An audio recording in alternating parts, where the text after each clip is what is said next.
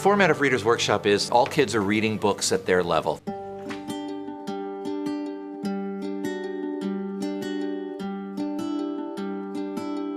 And they read silently, and that's a time for me to confer with kids and actually do real individual teaching with everyone. The differentiation is magnificent. I can really focus in on one kid. He made a face. At least that's what my parents say. When he says that, what's it mean he made a face? It took some training at the beginning of the year because I'm going to be talking with kids right next to you as a reader, and to be able to bury yourself that deeply in the story so that my conversation with the kid right next to you isn't going to bother you took some work. But we did that work, and I practiced going around just asking general questions, nothing about reading, just getting them used to what it would sound like to have somebody talking right next to you. Do you know why I'm doing this? She asked. Can I get back to you on that? I said, okay, wise kid. That's enough. What's that word? I mean, guy. Wise guy. You know what a wise guy is? You ever heard that phrase? Or the word smart aleck? Yeah. What do they mean? Like, you think you're too smart? Yeah, that's a wise guy. Oh. That's what she's calling Joey. Saying, okay, wise guy. That's enough smart talk for one day. She doesn't like it that he's saying things like that. Because she said, do you know why I'm doing this? And that's a serious question. And he says, can I get back to you on that? He's being a smart aleck. And that's where your theory can start. See if he stays like that as you keep reading. Okay? Carry on.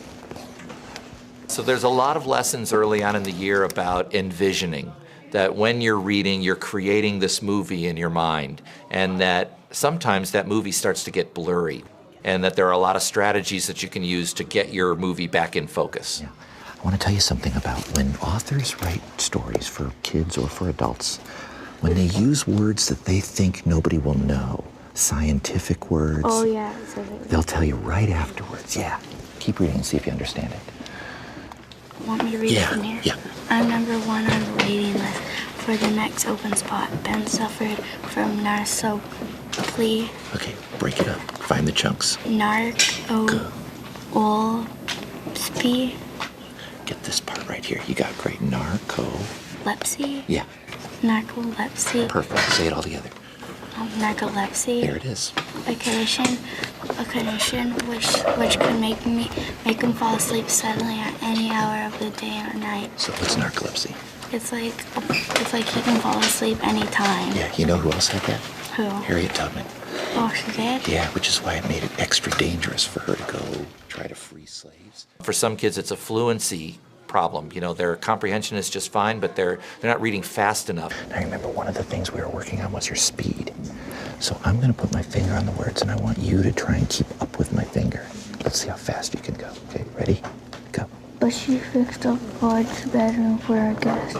She put fancy sheets and brand new blankets on the high bed before he was born, and we watched TV in there. And lots of times Grandma slept over in the higher bed. Now we watch TV right in the living room, and Grandma doesn't sleep over very often. Good, very good. Okay, I want you to work on making your eyes do that too. Okay? Good job, carry on.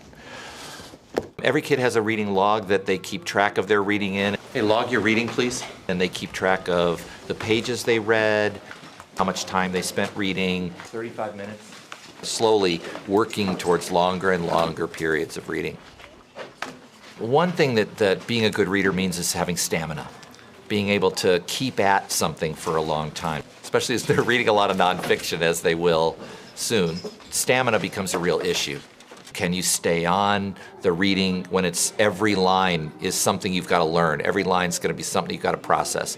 So that's something that they're working towards all year. So kids, today and every day that you're reading, fiction book, nonfiction book, will you try to build theories about what you understand about a story, either a character or what the story's about? I love reading, and I do think that's contagious. I think when you bring energy to any subject, anything you love to teach, kids will love it too. liked reading. Good books like stick with you for a long time.